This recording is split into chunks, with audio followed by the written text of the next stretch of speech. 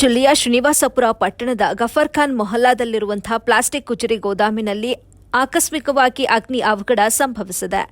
Javid Pasha ಎನ್ನುವವರಿಗೆ ಸೇರಿದಂತಹ plastic ಗುಜರಿ ಮಳಿಗೆ ಇದಾಗಿದ್ದು, ಲಕ್ಷಾಂತರ ರೂಪಾಯಿ ಮೌಲ್ಯದ ಟೈರ್ ಮತ್ತು ಪ್ಲಾಸ್ಟಿಕ್ ವಸ್ತುಗಳು ಸುಟ್ಟು ನಾಶವಾಗಿವೆ.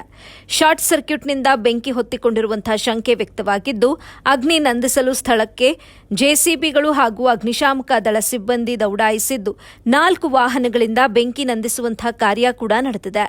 ಶ್ರೀನಿವಾಸಪುರ ಪೊಲೀಸ್ ಠಾಣಾ ವ್ಯಾಪ್ತಿಯಲ್ಲಿ ಘಟನೆ ನಡೆದಿದೆ. ವರದಿ ರಫೀವುಲ್ಲಾ, ಎಬಿ ನ್ಯೂಸ್ ಕನ್ನಡ, ಶ್ರೀನಿವಾಸಪುರ.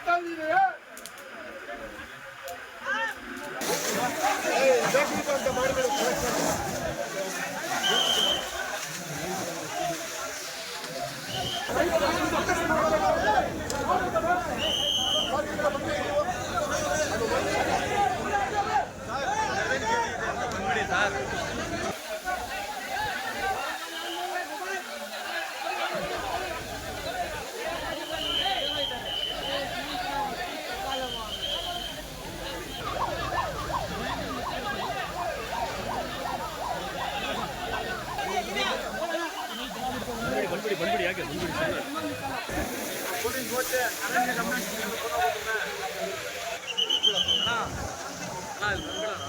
ಆಯ್ತಣ್ಣ ಬಂದ್ಬಿಡೋಣ ಇಲ್ಲೇ ಮತ್ತೆ ವಿಡಿಯೋ ಮಾಡಿ